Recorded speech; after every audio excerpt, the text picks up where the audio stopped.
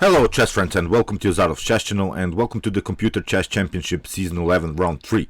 So this popular CCC is going on, we are continuing to follow some great games, and today I wanted to show you a really attacking brilliancy played by Leela C Zero with the black pieces against this other nice engine Komodo. After 20 rounds, Leela C Zero takes the lead with 12.5 points, Stockfish is on the second place with 11 points, and if nothing strange happens, I think we will have again the finals, Leela C Zero versus Stockfish. So these two engines are really playing the best chess. And in this game that I wanted to show you today, we have again the King's Gambit. And I'm sorry if I'm showing you now too many of these King's Gambit games, but I wanted to show you this Shallop variation of the King's Gambit accepted, and which is, I think, the best continuation that you should play when you're facing maybe this aggressive King's Gambit, because we saw now in my previous videos many of these engines played the move h5, and this h5 basically is a mistake in this King's Gambit accepted. Stockfish and Leela C Zero and many of the top engines are punishing this h5 immediately.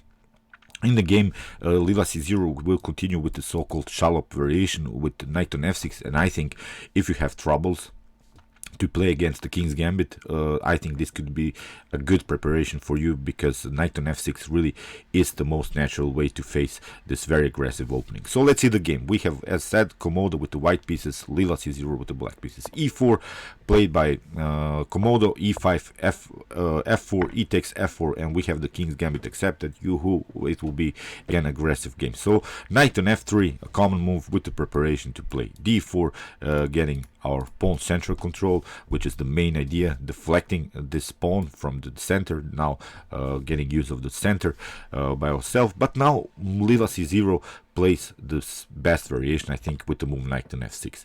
And there is this rule in chess which says knights before bishops, because you have to face immediately the central control. You have to do something, because if d3 here, this is again too passive. It comes with the idea, of course, to play bishop on c5, but I think we can play simply d5 here, immediately challenging white center. So after bishop on f4, we can takes, queen takes, and now pawn, knight takes pawn, and we have here the fork possibilities.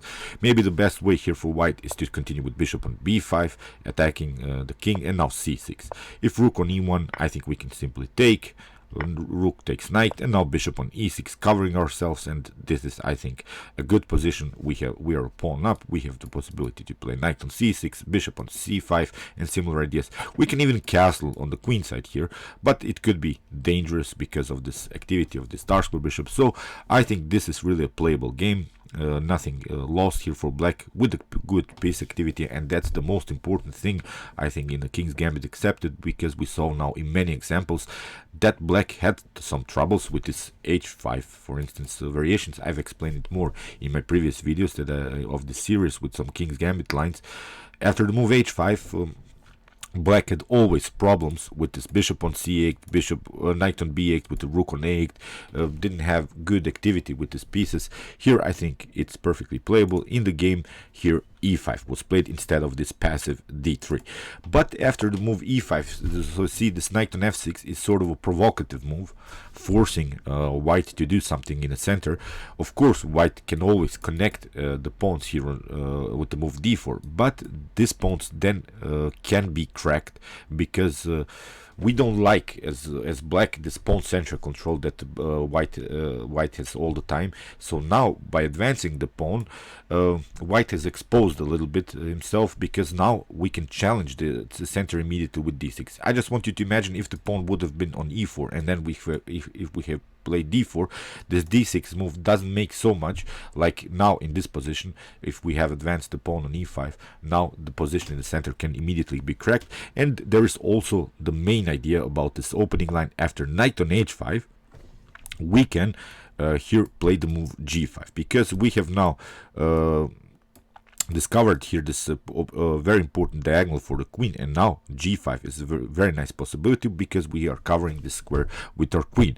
So very nice opening, I think. And as I said, if you have troubles while playing against the King's Gambit, this is, I think, the best continuation. So here bishop on e2, now comes this move g5. If you try knight takes on g5, it's not a problem. I think we can take bishop takes knight on h5, we can play d6, taking the pawn is not dangerous so much, because after trades of queens we are continuing the game with these two weak pawns. So that's why I think we should stay a little bit, keeping the dynamic in the game here. Maybe d6 immediately after a takes d, bishop on d6, and now if of course queen on e2, we can even hide with the king on f8.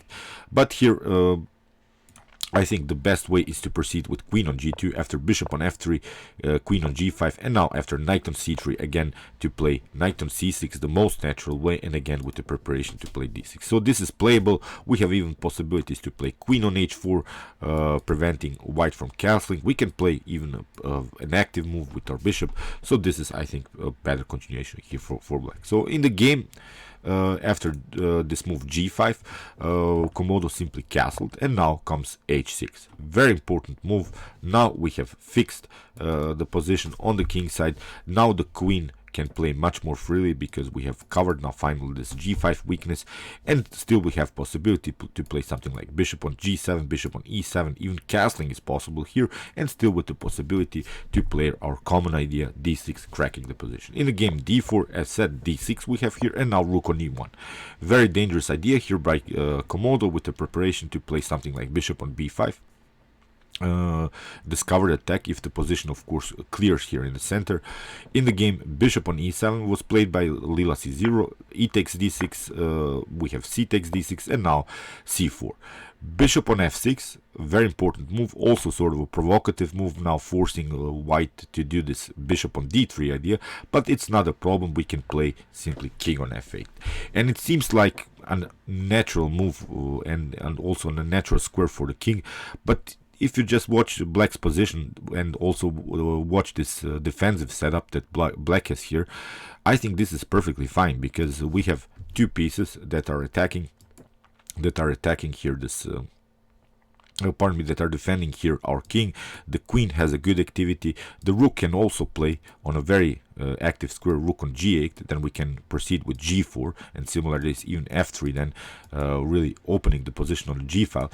And as I said in the beginning of this video, we have now a good activity with our knight. We can place our knight on a natural square here, knight on c6, and the most important thing is that we have a good activity with our light square bishop. In many of these lines, as I said, this light square bishop is the worst piece on the board. You don't know where to go with it, and now in this particular line, this is, I think, a good activity with your pieces. So here white can try maybe something like c5, but this would be very dangerous. We can simply take d takes c5 after d takes c5, although white has the pawn majority here, a 3-on-2 situation, but it doesn't bring you so much, because you need many moves to make something happen here. Here you can proceed with g4, and here after knight on e5, this would be a lost position, because if you try, of course, a knight on d2, then you lose the bishop.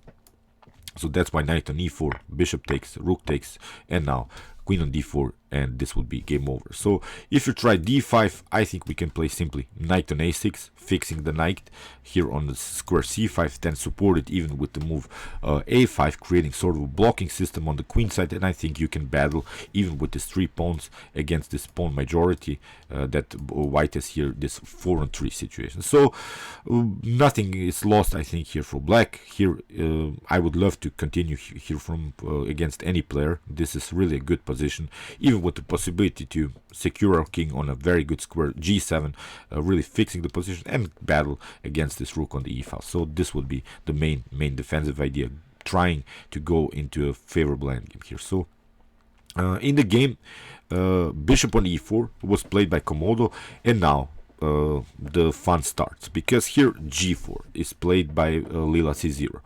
There is now only one square for the knight, and if you make that move, basically it's game over. If you try knight on d2, then we have bishop on d4, attacking the king. If the king comes on f1, then we have queen on h4. Of course, with the preparation to play queen on h2, let's see a possible continuation. Queen on e2, maybe to cover somehow here this potential checkmate on f2. But now knight on g3 loses the game immediately for white, because you have to take, and then we have queen on h1, checkmate. Again, the same idea here. If the king moves on h1, knight on g3. Again, with the check, you have to take, of course, h takes g3, f takes g3. Now maybe knight on knight on c3, knight on f3, because we have now the possibility to create again this very annoying checkmate. Here we have g takes f3, but now after g takes f3, again this idea queen on h4, this is again checkmate here on f2. So you see, after the move g4, white loses the knight immediately. It's unbelievable. Here in the game, knight on c3 was played by Komodo. We have g takes f3, we have bishop on f3, and now knight on g7. Of course, we have troubles with this pawn on f4, so that's why bishop on f4 first. But again, I'm pointing out that these two pieces are good defensive pieces around the king, still with the possibility to make something happen here on the g file. And the most important thing I'm pointing in again out, this bishop's activity is very good. So bishop activity is the most problematic thing, I think, in the King's Gambit accepted. I've had my troubles in these types of variations, but I don't think that I will have troubles against the King's Gambit. Maybe I should, after this video, should sort of organize maybe a tournament in the King's Gambit, so we could play. So really trying to see what we have learned so far from this very aggressive opening. I think it will be a fun tournament because many tactical possibilities are there in this. Maybe I can arrange that one time. But okay, here after bishop on f4, knight on c6 was played by Leela C Zero.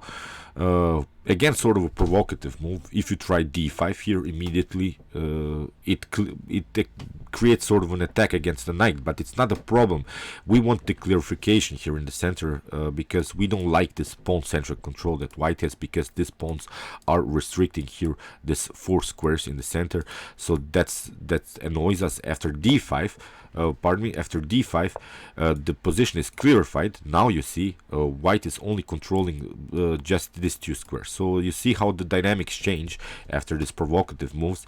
In the continuation, maybe white could try knight on e4, but another problem we can take knight takes, queen takes f6, and similar ideas. So again, we can fix the position here with knight on e5, not a problem.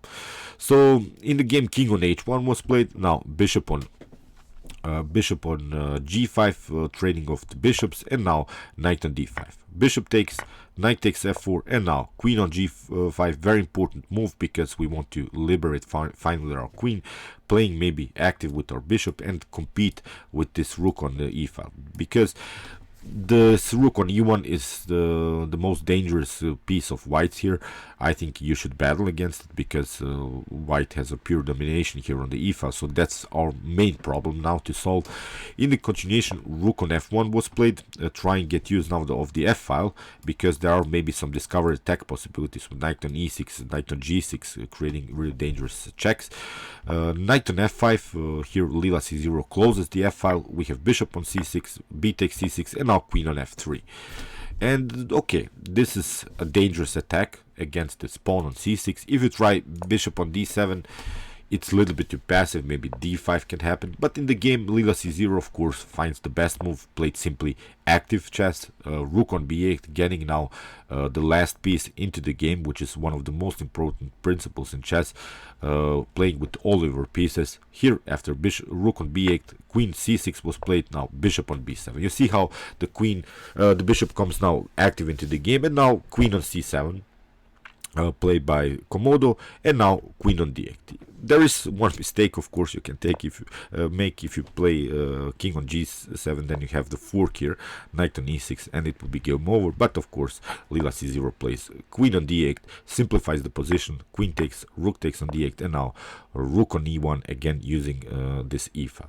Now again, we have to activate our last piece, and the best move is of course rook on g8. You see how it is important to play with all of your pieces. Now we have also some possibilities to create dangerous attacks against this g2, because this bishop's activity is now very, very good. So that's why here d5 was played, locking the bishop a little bit. But again, it's not a problem, because here Leela C Zero changed the direction of the bishop. Here bishop on c8, now getting use of this diagonal. And the most important thing is that now these pawns are like squares. If you want to support them with something like b3, I just want you to imagine now the position. If we have an endgame with one bishop up, then we can go simply around and go after these pawns and going behind and take many of them. So in the game, king on g1 was played. by Komodo. We have now an endgame stage, so that's why you have to play active also with your king. Rook on e8, you see how Leela searches here for simplifications. King on f2, we have rook on e5. If here rook on e5, I think we can simply take, of course, d takes e5, and the most important thing is that we got a tempo against the knight, and now f6 is perfectly fine. If c5, then bishop on a6. You see how dangerous this bishop now becomes. You have to give up your knight. You can cover it, of course, with something like king on e2 and similar ideas, but if we take out this knight, then we can cement our knight here on this very, very active square on d4, and this would be a game over. So in the game g3, fixing the knight on f4. This knight is now, of course, a very good piece, very centralized, and now even with the support, it's very, very good. In the game here, Leela C Zero simply continued with rook on g5. We have a knight on d3 attacking the rook, and now finally trading off these rooks. Rook on e1, knight on e1, and now very important move h5, blocking the position a little bit because these pawns are not good, of course, because they're not connected. We want to have our pawn connection, and we have this problem. Of course, you can see white has a 4-on-2 situation here on the queen side. So first you have to solve this positional problems, then you can of course go into a favorable endgame. In the game, rook on g1 was played. Now rook on g4, b3, h4. Very important move.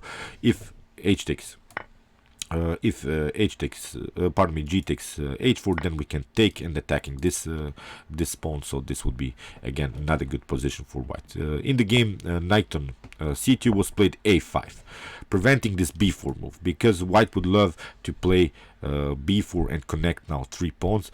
This is of course not possible so far, but if that happens, something like a3 b4, then the pawns are rolling, then white can do something here with this pawn majority. But here Leela C Zero plays on this blockade, at least stopping this pawn stopper for a while. King on e2, we have bishop on d7, king on f3, knight d4. Very nice move, creating this fork sort of, but also protecting our rook. In the game now, of course, knight on d4, rook takes on d4 was played, and now king on e3, rook on g4, we have king on f3, and now very important move, bishop on f5, with the preparation to play bishop on g6, really fixing the position on the king side, and then if the position allows it, of course, going after this pawn. So here in the game, rook on c1 was played, king on e7. You have to play active with your king. Rook on e1, of course, not a problem. We can play king on d7, and if you try here in this position c5, then we can simply take h takes g, and now rook on d4 would be very dangerous. If you try to advance the pawn here on c6, we can simply take. If you again try to advance the pawn, then rook on c5. Here, very, very important defensive move. You have to trade off the rooks, and this bishop is covering this cx square, which is very important. So in the game, rook on e1 was played. Now we have king on d7, rook on c1, pawn takes on g3, and now rook on d4 with the preparation to play rook on d2, getting use of our second rank and attack this weakness on a2 here. In the game, king on e2 was played. Now we have this very important move, bishop on g6. We haven't lost, of course, the bishop's activity. The bishop is very powerful still, but the more important thing is that we don't have any problems here on the king side. This pawn on f7 is supported. Now we have to activate our king, and also playing much more active with our rook. So in the game, rook on g1 was played. We have rook on d3, g4, and now rook on h3. If here white tried king on d2, if you try rook on a1 to defend this a2 pawn, then you see rook on g3 and you lose this pawn. Then black has a pass pawn, and this would be again completely winning game for black. In the game, king on d2 was played, but now after rook on h2, we can take this pawn. Now the position is even worse for white. In the game, g5, but not a problem. We can play a4. If you pass through here with the move b4, it seems like a good idea to get the pawns rolling, as I said, creating this 3-on-1 situation on the queen side. Then rook on f2 is rook on c2, pardon me, is very important. Then king on d4, and now we can play on our pass pawn after a3. Rook on a1, we can play a2, and after a couple of checks we can even lock the rook with the move bishop on b1, and this rook would be out of game for till the end of the game. So a2 would be very dangerous. This is completely winning again for black. In the game after a4 we have b takes a4, rook on a4, and this is now a theoretical win, of course, for black. Now white has lost here the pawn majority, although he has a 2-on-1 situation. The main idea here is to play something like king on c7, king on b6, then king on c5, creating sort of a blockade, and now get an attack against the c4 pawn with the support of the bishop. This would be again a completely winning endgame here for black. Okay, I'm gonna stop here because the game was prolonged till move 169. We are now in move 50, so I think if I show you the whole endgame, the video will last for another 10 or 15 minutes. So you can see the whole game in the description below. You can analyze the endgame. I think this is really, as I said, a theoretical win here for black. Nothing can happen here because the pawn is supported. We can just improve the position of our king and win this game very, very easily. Okay, I hope you enjoyed this game. We will have again some more videos with some more Leela C Zero stockfish games, because this game is this tournament is very dynamic. We have many great games, even in this sort of irregular openings, because I still think that this King's Gambit is an irregular opening. You shouldn't play it. You should try something else, because you see how dangerous and tactical this game can become, even from white side, because you have your advantages, you have your disadvantages, but I think if you're not so good tactically prepared, don't do that, because too many tactics can happen here, and I simply don't recommend to play it for you. So, okay, we'll follow this CCC Season 11. Meanwhile, you can watch my other commented chess games played by computers with some more Leela C Zero, Alpha Zero, stockfish games, and many more. And you can also watch my best chess games of all time if you want to see humans battling in their best chess games in history. And you can also subscribe to my channel if you like this content. Thanks you for watching, guys, and chess is the best, of course.